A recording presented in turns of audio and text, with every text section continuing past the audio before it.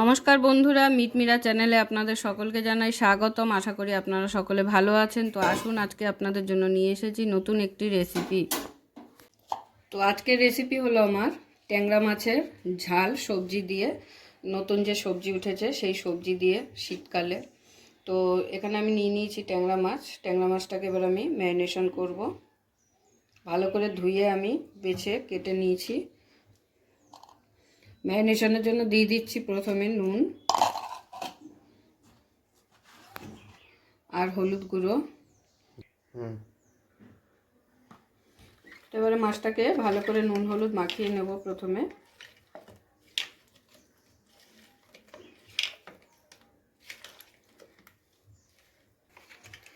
তো এই মাছগুলো ধোয়ার সময় একটু প্রথমে ভালো করে কেটে ধুয়ে নেবেন। ধোয়ার পরে একটু নুন মাখিয়ে যদি 5 মিনিটের মতো রেখে দিয়ে তারপরে আবার একবার ধুয়ে নেন ভালো করে, তাহলে খুব ভালো হয়। কারণ এই মাছের গায়ে কিন্তু খুব একটা মানে লালা ভাব থাকে। তো নুন মাখিয়ে রাখাতে কি হয়, সেই লালা ভাবটা পুরোটাই কেটে যায়। তো সেই কারণে মাছটাকে কেটে নেওয়ার পরে ধুয়ে তারপরে নুনটা মাখিয়ে 5 মিনিট রেখে দেবেন। রেখে দেওয়ার পরে আবার একবার ভালো করে ধুয়ে নিতে হবে। ধুয়ে নিলে দেখবেন ওই লালা ভাবটা মাছের গা থেকে একদম চলে গেছে। তো আমার মাছের নুন হলুদ মাখানো হয়ে গেছে। এবারে আমি মাছগুলোকে ভেজে নেব।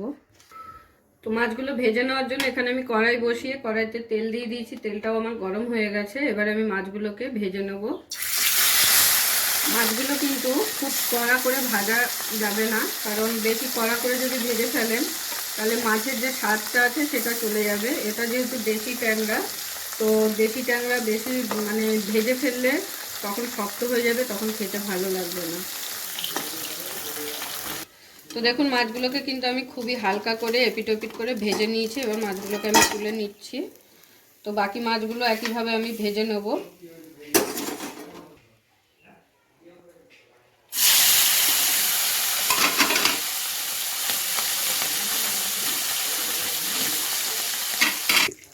তো দেখুন, মাছগুলোকে কিন্তু ঠিক এইভাবে আমি হালকা করে এপিট ওপিট করে ভেজে নিলাম। এবারে চলে যাচ্ছি পরের স্টেপে। এবারে আমি এই মাছগুলোতে যা যা সবজি দেবো, তো সেই সবজিগুলো আমি সবই কেটে রেডি করে নিয়েছি। এখানে বেগুনটাকে লম্বা লম্বা করে কেটেছি, আলুটাকেও লম্বা লম্বা করে কেটে নিয়েছি এরকম সরু সরু করে, আর সিমটাকেও এরকম একটা সিম 4 ভাগ করে নিয়েছি। তো এইগুলো দিয়ে এখন আমি মাছটা রান্না করব। তো প্রথমে আমি বেগুনটাকে একটু হালকা করে ভেজে তুলে নিচ্ছি। যেহেতু বেগুনটা খুব নরম সবজি, তো সবজিগুলোর সাথে একবারে ভাজা যাবে না, বেগুনটাকে আগে ভেজে তুলে নিচ্ছি।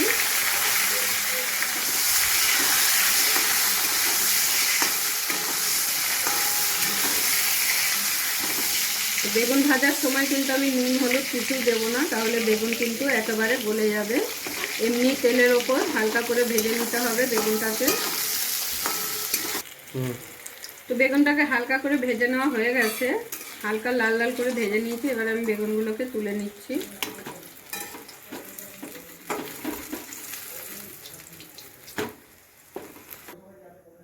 তো মাছ আর বেগুন ভাজার পরে আমার আর একটু তেলের প্রয়োজন, তো আমি একটু তেল দিয়ে দিচ্ছি এখানে। এরপরে আমি ফোড়নের জন্য দিয়ে দিচ্ছি কালো জিরে আর কিছুটা সাদা জিরে, সামান্য সামান্য দিলেই হয়ে যাবে। এবারে আমি বাকি সবজি মানে আলু আর শিম এগুলো দিয়ে ভেজে নেব।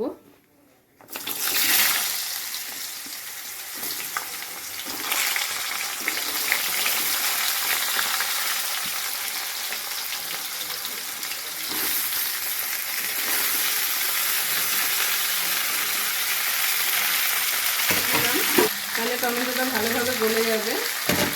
সেগুলো একটু ভেজে নেব ভালো করে, হালকা করে লাল লাল করে।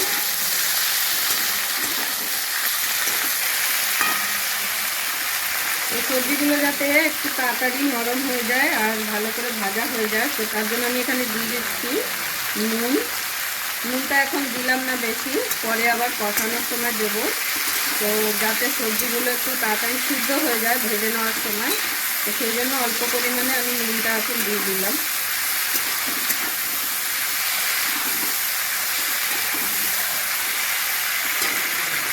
সিম আলুটাকে ভালো করে ভেজে নেওয়া হয়ে গেছে। এখন আমি দিয়ে দেবো মশলাগুলো। প্রথমে দিয়ে দিচ্ছি রঙের জন্য হলুদ গুঁড়ো। আমার সবাই ভালো খায়, বুঝেছিস? তো হলুদটা দেওয়ার পরে এবার আমি দিয়ে দিচ্ছি বাটা মশলা কিছু, লঙ্কা বাটা, কাঁচা লঙ্কা বাটা আর সামান্য আদা বাটা। এবারে মশলাগুলোকে ভালো করে সবজির সাথে কষিয়ে নেব।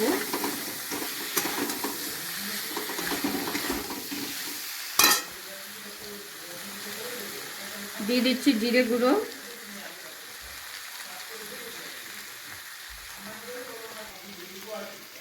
কাশ্মীরি লঙ্কা গুঁড়ো 1/4 চামচে 2 চামচ কাশ্মীরি লঙ্কা গুঁড়ো আর 4 চামচ জিরে গুঁড়ো দিয়ে দিয়েছি। এবারে সমস্ত মশলাগুলোকে একসাথে ভালো করে কষিয়ে নেব।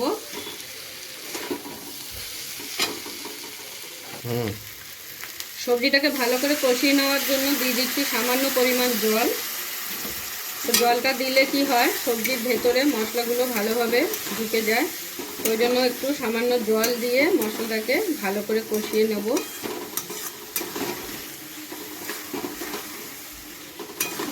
এই প্রসেসে ট্যাংরা মাছটা করে খেয়ে দেখবেন, আশা করি ভালোই লাগবে। শীতের সবজি দিয়ে করলে তো আরোই স্বাদ হয়। জলটা দিয়ে ভালো করে জলটার সাথে আমি সবজিগুলোকে কষিয়ে নিয়েছি। জলটা কিন্তু টেনে গেছে, দেখে বুঝতেই পারছেন। আর সবজির গা দিয়ে তেল ছাড়া শুরু করে দিয়েছে। এখন আমি ঝোলের জন্য বাকি জল দিয়ে দেবো। আমার ভালো করে কষিয়ে নেওয়া হয়ে গেছে। দিয়ে দিচ্ছি পরিমাণ মতো জল। তো ঝোলটা খুব সুন্দরভাবে ফুটে উঠেছে। এই পর্যায়ে আমি দিয়ে দিচ্ছি মাছগুলো।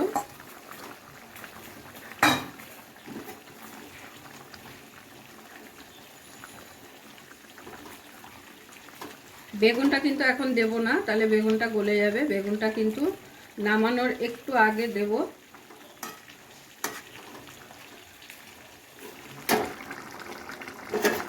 তো দেখুন ঝোলটা কিন্তু প্রায় টেনে এসেছে। এই পর্যায়ে আমি দিয়ে দিচ্ছি এখন বেগুনগুলো। বেগুনগুলো যদি আগে দিয়ে দিতাম তাহলে কিন্তু বেগুন একদম গলে যেত।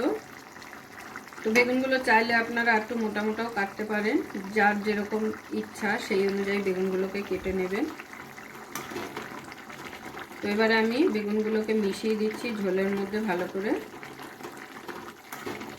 বেগুনটা কিন্তু বেশিক্ষণ ফোটাবো না, 5 মিনিটের 3 থেকে 4 মিনিট ফোটালেই হয়ে যাবে, যেহেতু বেগুনটা আগে থাকতে আমি ভেজে নিয়েছিলাম।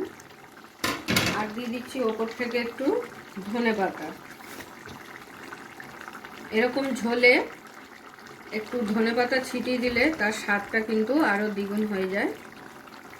আর শীতকালে তো ধনেপাতা মানে দেওয়া মানে সেই তরকারির স্বাদই অন্যরকম হবে। শীতকালে ধনেপাতার যে সেন্টটা হয় ওটা খুবই অসাধারণ হয়। তো ঝোলটা কিন্তু এবারে আমি নামিয়ে নেব। আমার ট্যাংরা মাছের ঝোল একদম রেডি। তো একটা আলু আপনাদের দেখিয়ে দিচ্ছি, আলুটা কিন্তু খুব ভালোভাবে গলে গেছে, এই দেখুন। তো সবজিগুলো সবই গলে গেছে। তো এবারে আমি ঝোলটাকে গরম গরম প্লেটে সার্ভ করে নেব। গরম গরম ভাতের সঙ্গে এরকম গরম গরম ঝোল হলে আর কিছুই দরকার হয় না। আপনাদের যদি ভিডিওটা ভালো লেগে থাকে তাহলে অবশ্যই ভিডিওটা লাইক করবেন এবং এরকম আরও নতুন ভিডিও দেখার জন্য আমার চ্যানেলটা সাবস্ক্রাইব করে দেবেন। আর আপনাদের যদি কোনো প্রশ্ন থাকে অবশ্যই কমেন্ট করে জানাবেন। সকলে ভালো থাকবেন, সুস্থ থাকবেন।